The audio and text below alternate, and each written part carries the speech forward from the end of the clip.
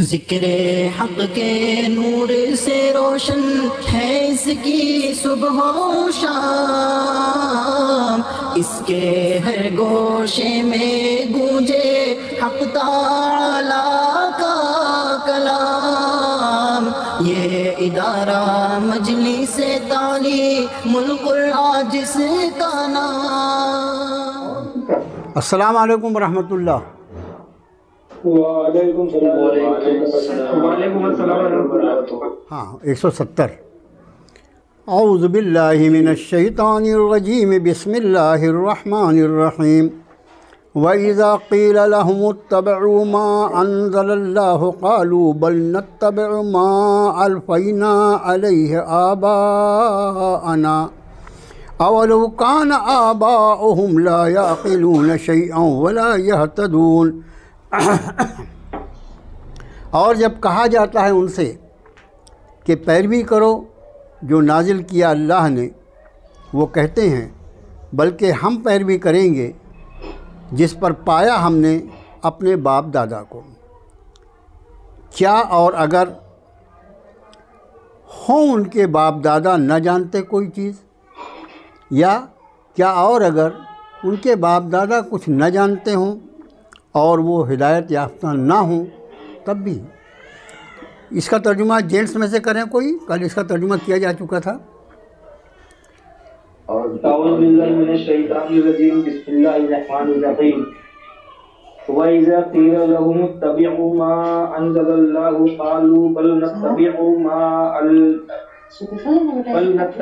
مَا أَلْفَيْنَا عَلَيْهِ آبَاءَنَا أَوَلَوْ كَانَ آبَاؤُهُمْ لَا يَعْقِلُونَ شَيْئًا وَلَا يَهْتَدُونَ۔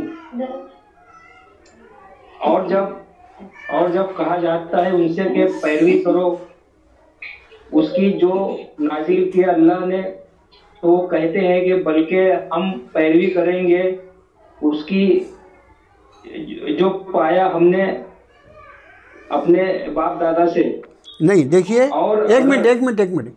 ما الفینا علیہ آباءنا، ما جو، الفینا پایا ہم نے، علیہ جو پایا ہم نے، علیہ جس پر ہاں اپنے باپ دادا، بس ہو گیا۔ بلکہ ہم پیروی کریں گے اس کی جس کو پایا ہم نے اپنے باپ دادا پر، اپنے باپ دادا کو، اور ہاں اپنے باپ دادا کو، ہاں کیا اور اگر تھے ان کے باپ دادا نہیں کوئی سمجھ رکھتے کسی چیز کی، اور نہ وہ ہدایت یافتہ تھے۔ بہت اچھے ماشاء اللہ۔ چلیے اور کوئی کر لو بھائی۔ بسم اللہ الرحمن الرحیم۔ وَإِذَا قِيلَ لَهُمُ اتَّبِعُوا مَا أَنزَلَ اللَّهُ قَالُوا بَلْ نَتَّبِعُ مَا أَلْفَيْنَا عَلَيْهِ آبَاءَنَا أَوَلَوْ كَانَ آبَاؤُهُمْ لَا يَعْقِلُونَ شَيْئًا وَلَا يَهْتَدُونَ۔ اور جب کہا جاتا ہے ان سے اتباع کرے، پیروی کرو اس کی نازل کیا اللہ نے، وہ کہتے ہیں بلکہ ہم پیروی کریں گے جو ہم نے پایا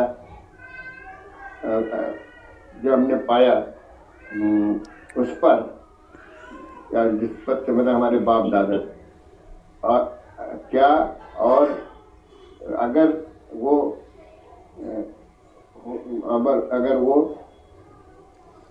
ہوں ان کے باپ دادا، اگر ہوتے ان کے باپ دادا نہ جانتے کوئی چیز،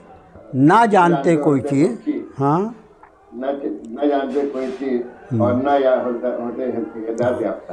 اس کا معنی یہ، جیسا ہم نے کل عرض کیا تھا کہ ان کے باپ دادا کی پیروی کی جو وہ دہائی دے رہے ہیں، کیا اگر یہ بات ہو کہ ان کے باپ دادا جاہل ہوں، ہدایت سے دور ہوں، اس کے بعد بھی صرف ان کی پیروی اس لیے کی جائے گی کہ وہ باپ دادا تھے؟ نہیں۔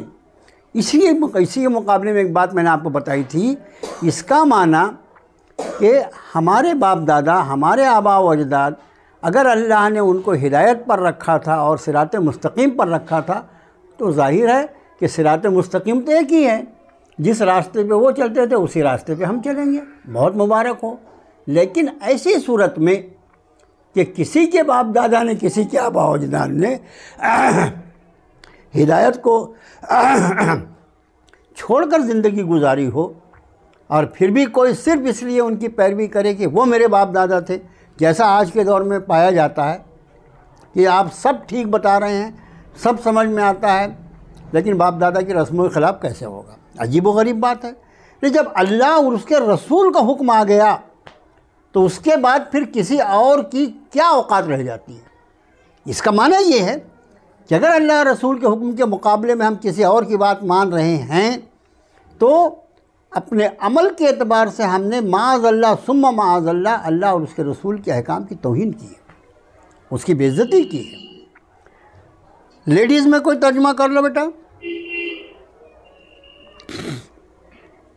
اور جب کہا جاتا ہے ان سے پیروی کرو جو نصیب کیا اللہ نے، وہ کہتے ہیں بلکہ ہم پیروی کریں گے جس پر ہم نے اپنے باپ دادا کو پایا، اور اگرچہ کہ ان کے باپ دادا نہیں کچھ بھی عقل رکھتے اور نہیں وہ ہدایت یافتہ ہے۔ بہت اچھے، ماشاء اللہ۔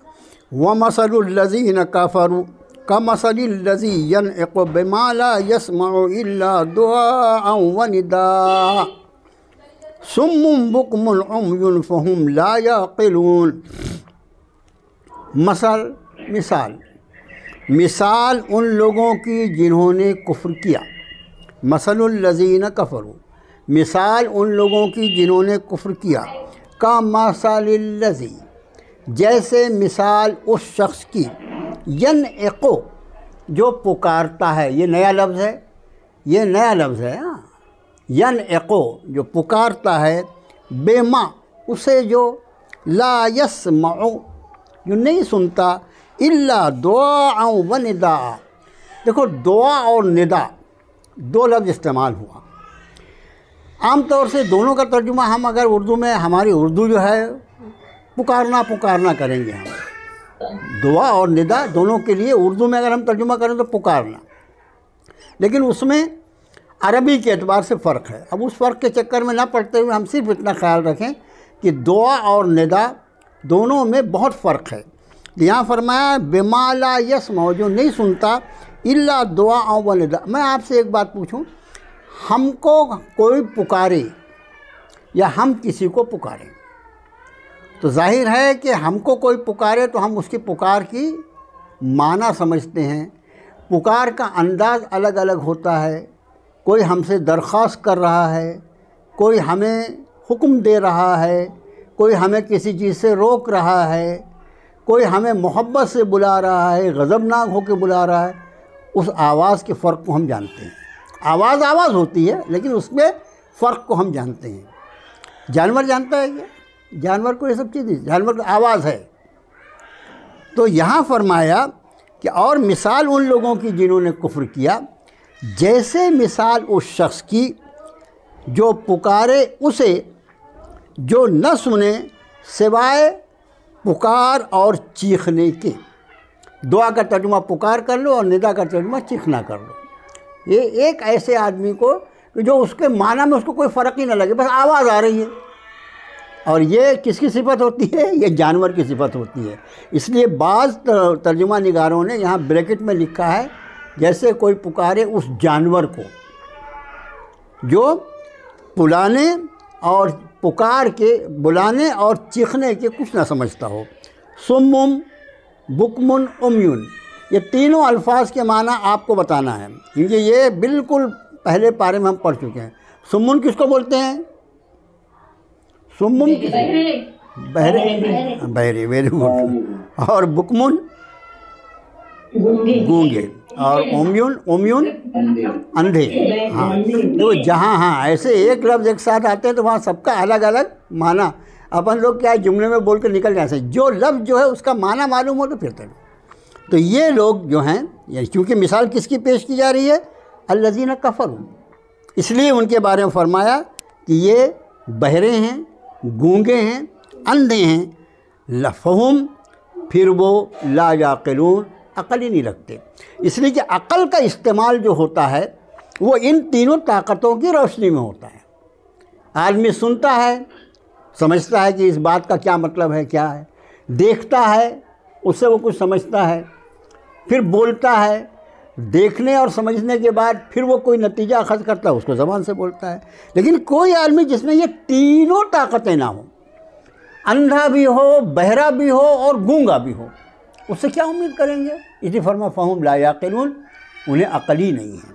फिर से देखो, और मिसाल उन लोगों की जिन्होंने कुफ्र किया, या दूसरा तर्जुमा, या कुफ्र करने वालों की मिसाल। आप ऐसा भी कर सकते हैं, जैसे मिसाल उस शख्स की, यानी आप सारे कुफ्र करने वाले जो हैं एक कैटेगरी, और उन सब की एक मिसाल ऐसी है जैसे एक ऐसा आदमी हो जन एक बिमा ला यस्मा इल्ला दुआ, जो पुकारे ऐसी चीज़ को जो चीख पुकार के सिवा किसी चीज़ को समझने को तैयार नहीं, खाली उसको आवाज़ आ रही है, इसका माना वो जान। इसीलिए बाद लोगों ने तर्जुमा, जो पुकारे ऐसे जानवर को, आप ऐसा जानवर नहीं करना, इसलिए कि जानवर के लिए वहाँ कोई लफ्ज़ नहीं है।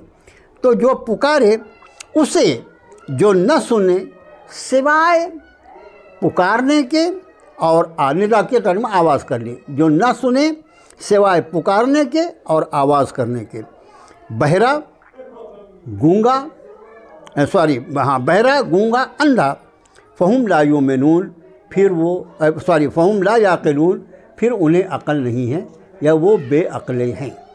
चलिए कीजिए तर्जुमा इसका।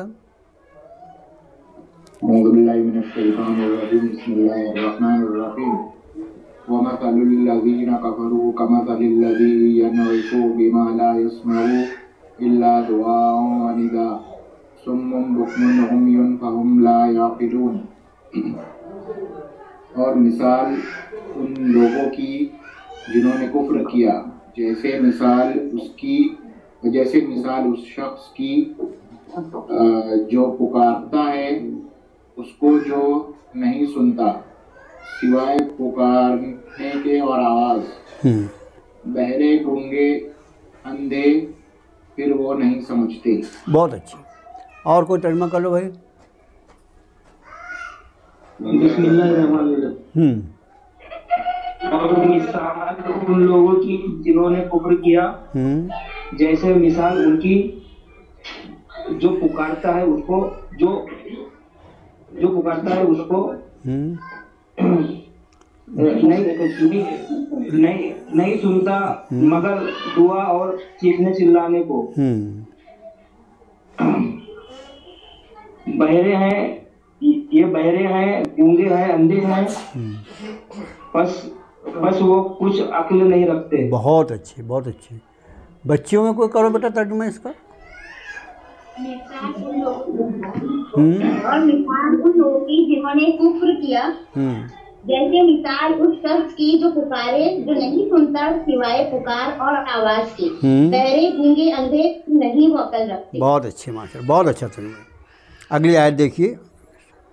या अय्युहल्लज़ीना आमनू कुलू मिन तय्यिबाति मा रज़क़नाकुम वश्कुरू लिल्लाहि इन कुंतुम इय्याहु ताबुदून। ऐ वो लोग जो ईमान ले आए, खाओ पाकीज़ा चीज़ों में से जो रिज़्क़ दिया हमने तुम्हें, और शुक्र करो अल्लाह का अगर तुम सिर्फ़ उसकी ही बंदगी करते हो। देखो ईया का लफ्ज़ जो आया, ये अल्हम्दुलिल्लाह इय्याका नअबुदु व इय्याका नस्तईन में हम पढ़ चुके हैं। ईया का तर्जुमा सिर्फ़, फ़कत। देखिए, ऐ वो लोग जो ईमान लाए, या ऐ ईमान वालो, खाओ पाकीज़ा चीज़ों में से जो रिज़्क़ दिया हमने तुम्हें, और शुक्र करो अल्लाह का अगर तुम सिर्फ़ उसी की बंदगी करते। ताबुदून का लफ्ज़ है, अगर तुम सिर्फ़ उसी की बंदगी करते हो।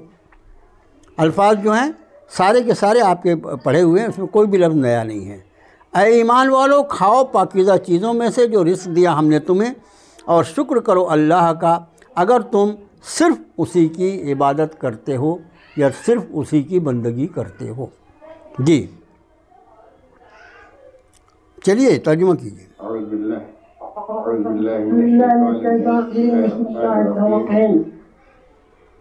हाँ सही भाई, चलिए। या अय्युहल्लज़ीना आमनू मिन तय्यिबाति मा रज़क़नाकुम وَاشْكُرُوا لِلَّهِ إِن كُنتُمْ إِيَّاهُ تَعْبُدُونَ۔ اے ایمان والو، کھاؤ پاکیزہ جو ہم نے دیا تم کو رزق، اور شکر کرو اللہ کا اگر تم ہو صرف اس کی عبادت کرتے ہو۔ بہت اچھے، چلیے آپ بھی ترجمہ کر لیجئے نا آپ۔ بسم اللہ الرحمن الرحیم۔ دلدار صاحب آپ ترجمہ کر لیجئے۔ اے وہ لوگوں جی اے وہ لوگوں جو ایمان لائے ہو، کھاؤ پاکیزہ چیزوں میں سے جو رزق دیا ہم نے تمہیں، اور شکر کرو اللہ کا اگر تم صرف اسی کی بندگی کرتے ہو۔ بہت اچھے، ماشاءاللہ۔ بچیوں میں کر لو بیٹا۔ اے وہ لوگوں جو ایمان لائے، کھاؤ پاکیزہ چیزیں جو رزق دیا ہم نے تمہیں، اور شکر کرو اللہ کا اگر تم صرف اسی کی بندگی کرتے ہو۔ یہ طیبات کا جو ہے اس کی تشریح کل ہو گئی کہ اللہ نے جتنی چیزیں حلال کی ہیں وہ سب کے سب پاک ہیں، اور اسی طرح جتنی چیزیں حرام ہیں وہ سب کے سب ناپاک اور نجس ہیں۔ کل اس کا ترجمہ یا اس کی تشریح میں نے کیا تھا۔ اگلی آیت دیکھیے، انما حرم علیکم المیتۃ والدم ولحم الخنزیر وما اہل به لغیر اللہ فمن اضطر غیر باغ ولا عاد فلا اثم علیہ ان اللہ غفور الرحیم۔ انما اس کا ترجمہ در حقیقت کرنے کی عادت ڈال لو تو جتنا انما استعمال ہوا ہے سب کا ترجمہ بہت آسان ہو جائے گا۔ در حقیقت، جس کا معنی ان فیکٹ، انگریزی میں ان فیکٹ۔ ہاں، در حقیقت حرام کیا گیا تم پر میتہ کا مطلب ہوتا ہے مردار۔ کس کو مردار بولتے ہیں انشاءاللہ میں بعد میں بتاتا ہوں۔ در حقیقت حرام کیا گیا تم پر مردار اور خون، دم کہتے ہیں خون کو، واللحم الخنزیر، لفظی ترجمہ لحم کہتے ہیں گوشت کو، اور خنزیر یعنی خنزیر سور، اور سور کا گوشت، وما اور جو اہل بہی، اہل یہ اصل اس کا لفظ جو ہے اس کا معنی ہوتا ہے پکارنا، اور جس پر پکارا جائے اللہ کے غیر کا نام، وما اہل بہی اور جس پر پکارا جائے لغیر اللہ، اللہ کے غیر کا نام، فمن اضطر پھر جو کوئی مجبور ہو جائے، غیر باغن، یہ بیچ میں مائک بند رکھو اپنا، غیر باغن یہ بغاوت لفظ جو ہم استعمال کرتے ہیں اردو میں وہی ہے، غیر باغن، نہ ارادہ بغاوت کا ہو، ولا عادن اور نہ ہی حد سے بڑھنے کا، فلا اثم علیہ، اسم جو ہے یہ گناہ کے معنی میں استعمال ہوتا ہے، اس کے پہلے آ چکا ہے یہ لفظ، فلا اثم علیہ نہیں گناہ اس پر، ان اللہ غفور الرحیم بے شک اللہ بڑا مغفرت فرمانے والا، رحم فرمانے والا ہے۔ لفظی ترجمہ وہ الفاظ جو ہیں وہ نئے ہیں، اس پر ذرا دھیان دیجئے۔ در حقیقت حرام کیا گیا تم پر یا حرام ہے تم پر مردار اور خون اور گوشت سور کا، اور جس پر پکارا جائے اللہ کے غیر کا نام، پھر جو کوئی مجبور ہو جائے، نہ بغاوت کرنے والا اور نہ حد سے بڑھنے والا، پھر نہیں گناہ اس پر، بے شک اللہ مغفرت فرمانے والا، رحم فرمانے والا ہے۔ اس میں کئی الفاظ نئے ہیں، اس کو تھوڑا ابھی بھی دھیان سے دیکھیے، میں 1 سے 2 سے 4 بار وہ الفاظ دہراؤں گا تاکہ آپ کو یاد ہو جائیں کہ اس میں انما جو ہے یہ تو ہمیشہ آتا ہے، یہ حصر کے لیے آتا ہے۔ اس کا ایک اور ترجمہ بعض ترجمہ نگار کرتے ہیں، اس کے سوا نہیں کہ، اس کے سوا نہیں کہ مطلب یہ جو ایک دائرہ کھینچا جا رہا ہے اس کے سوا کچھ نہیں۔ تو فرمایا در حقیقت حرام ہے تم پر مردار اور خون اور گوشت سور کا، اور جس پر پکارا جائے اس پر اللہ کے غیر کو، یعنی اللہ کے غیر کا نام۔ پھر جو یہ ایک لفظ ہمارے اردو میں ہم استعمال کرتے اضطرار، اضطرار کا مطلب ہوتا ہے انتہائی مجبور ہو جانا، دیکھو انسانی زندگی میں حالات بدلتے رہتے ہیں، کبھی کبھی آدمی کے حالات کسی چیز کے معاملے میں اتنے تنگ ہو جاتے ہیں، حالات ہوتے ہیں، یہ تو اللہ کا لکھا ہوا معاملہ ہے سب، کہ آدمی ایک دم مجبور ہو جاتا ہے۔ تو انتہائی مجبوری کی حالت کو عربی زبان میں اضطرار کہتے ہیں۔ وہی لفظ ہے وہاں فمن اضطر، پھر جو مجبور ہو جائے، غیر باغ ولا عاد، یہ غیر المغضوب والا جو انداز ہے نا، یہ عربی کا خاص انداز ہوتا ہے، نہ بغاوت کرنے والا، یعنی اس کا ارادہ حکم کو توڑنے کا نہ ہو، ولا عادن، اور ضرورت سے زیادہ بھی وہ نہ استعمال کرے، فلا اثم علیہ، پھر نہیں گناہ اس پر، بے شک اللہ مغفرت فرمانے والے، رحم فرمانے والے۔ اب الفاظ کو الگ، میتہ جو ہے وہ مردار، ہم نے سنا ہے۔ مردار کون سا جانور ہوتا ہے؟ مردار جو ہوتا ہے وہ حرام جانور نہیں، بلکہ جن جانوروں کو شریعت مطہرہ نے حلال قرار دیا ہے، اجازت دی ہے، ان جانوروں کو شرعی طور پر ذبح کرنے کے بعد ہی استعمال کیا جا سکتا ہے۔ حلال جانوروں کے استعمال کے پہلے اس کو شرعی طور پر اس کا ذبح کرنا ضروری ہے۔ اب اگر خدا نخواستہ وہ جانور شرعی طور پر ذبح نہیں کیا گیا ہے، شرعی طور پر ذبح کرنا یعنی اس کا ذبح کرنے والا پہلی بات تو مسلمان ہونا چاہیے۔ کوئی غیر مسلم کسی جانور کو ذبح کرے، کتنے بھی زور سے بسم اللہ اللہ اکبر پڑھے، وہ حلال نہیں ہوگا۔ پھر اس کو بسم اللہ اللہ اکبر کے ساتھ ذبح کرنا ہے۔ تیسرے، اس کو ذبح کرنا ہے، اس کے سامنے کے حصے پہ جو چھری چلانے کی جگہ ہے وہاں پر خدا نخواستہ کوئی بسم اللہ اللہ اکبر بول کے اس کے پیچھے سے اس کی گردن مار دے، معاذ اللہ، تو جائے۔ یہ ساری شریعت کے طریقے ہیں، یعنی حلال جانور کو استعمال کرنے کے لیے بھی شرعی طریقے پر میں کیوں بول رہا ہوں؟ یہ ذبح کوئی بھی کر دے ایسا نہیں ہوتا، اس کا مسلمان ہونا ضروری ہے، اس کا بسم اللہ اللہ اکبر پڑھ کے ذبح کرنا ضروری ہے، اور اس کو ذبح کرنے کے لیے جو شرعی طریقہ ہے کہ اس کے گردن کے سامنے کے حصے میں اس کی چھری چلائی جائے، اس کو پیچھے سے تلوار مار کے اس کی گردن نہ لگے۔ حلال جانور بھی اس وقت حلال ہوگا استعمال کے لیے جب وہ شرعی طور پر ذبح کیا جائے۔ اگر کوئی حلال جانور جو شرعاً جائز ہے، مثال کے طور پر بکرا شرعاً جائز ہے، لیکن اگر اس کو اس طرح ذبح نہیں کیا گیا جو طریقہ ہے تو وہ ہمارے کھانے کے لائق نہیں رہے گا، حرام ہوگا وہ۔ ٹھیک اسی طرح کوئی جانور اپنی موت آپ مر جائے، بیماری آتی ہے، یہ ہوتا ہے وہ ہوتا ہے، اس کی رسی ٹائٹ ہو گئی، اس کی وجہ سے مر گیا، گلا گھٹ گیا، جانور سے لڑ لیا، ایک دوسرے کو مار ڈالا انہوں نے، تو یہ سارے کے سارے جانور جو ہیں یہ جانور فی نفس سے ہی حلال ہے۔ یہ بھی بکرے نے بکرے سے لڑا اور ایک نے دوسرے کو مار ڈالا، لیکن وہ بکرا اجازت کے اعتبار سے حلال ہے، لیکن چونکہ وہ ذبح نہیں کیا جا سکا مرنے کے پہلے، اس لیے اس کا استعمال حرام ہوگا۔ تو میتہ جو ہے، میتہ مطلب مردار، اور مردار یعنی وہ حلال جانور، مردار کبھی بھی حرام جانور نہیں ہوتا، یہ خیال رکھنا، اس کا خیال رکھو۔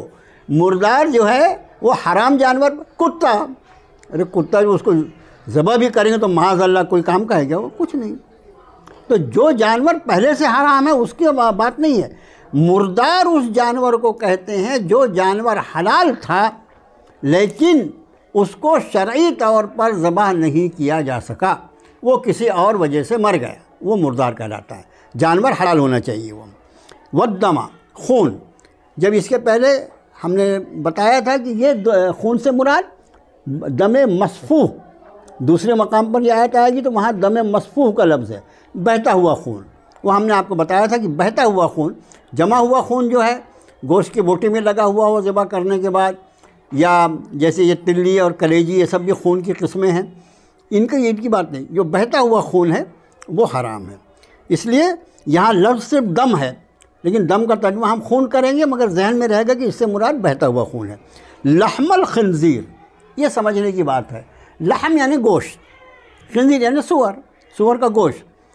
تو اب سور کا گوشت بولے تو ایک جانور میں گوشت کے علاوہ بہت ساری چیزیں رہتی ہیں، اس کی چربی رہتی ہے، اس کی ہڈی رہتی ہے، اس کا بال رہتا ہے، حلال جانور کی ہر چیز استعمال ہوتی ہے، حلال جانور کی ہر چیز استعمال ہوتی ہے۔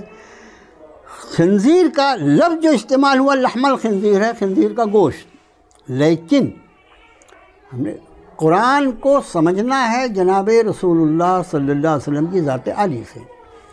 آپ نے اس آیت کی تفسیر میں جو بات ارشاد فرمائی کہ خنزیر ایک ایسا جانور ہے جس کو نجس عین کہا جاتا ہے، وہ سراپا نجاست ہے، اس کی کوئی چیز نہ اس کا باج استعمال کر سکتے، نہ اس کی چربی استعمال کر سکتے، نہ اس کی ہڈی، کچھ بھی استعمال نہیں کر سکتے، بلکہ یہ اتنا نجس ہے کہ اگر وہ ہمارے جسم سے، ہمارے کپڑے سے چھو جائے تو ہم بغیر کپڑے کو دھو کے دھوئے نماز نہیں پڑھ سکتے، یعنی سراپا نجاست ہے یہ۔ اس لیے لحم الخنزیر لفظی ترجمہ ہم کہہ رہے ہیں سور کا گوشت، لیکن اس میں پورا سور جو ہے وہ اس میں شامل ہوگا، اس کی کوئی چیز قابل استعمال نہیں ہوتی۔ اس کے بعد وما، اور جو اہل پکارا گیا بہی، اس پر لغیر اللہ، اللہ کے غیر کا نام، ہر وہ جانور جس کی ذبح پر اللہ کے سوا کسی غیر کا نام لے لیا جائے، کسی غیر کے آستانے پر اس کو ذبح کیا جائے، اللہ کا نام لے کر ذبح کیا جائے لیکن غیر اللہ کو کی نظر کے لیے اس کو ذبح کیا جائے، سارے کے سارے جانور اس میں شامل ہیں۔ اور پھر فقہا نے اسی آیت شریفہ کے اس ٹکڑے کی روشنی میں یہ بھی بتایا کہ اسی طرح صرف جانور ہی نہیں بلکہ ہر وہ چیز جس پر اللہ کے غیر کا نام لے لیا جائے، اللہ کے غیر کے لیے ہو، اس کا استعمال حرام ہوگا۔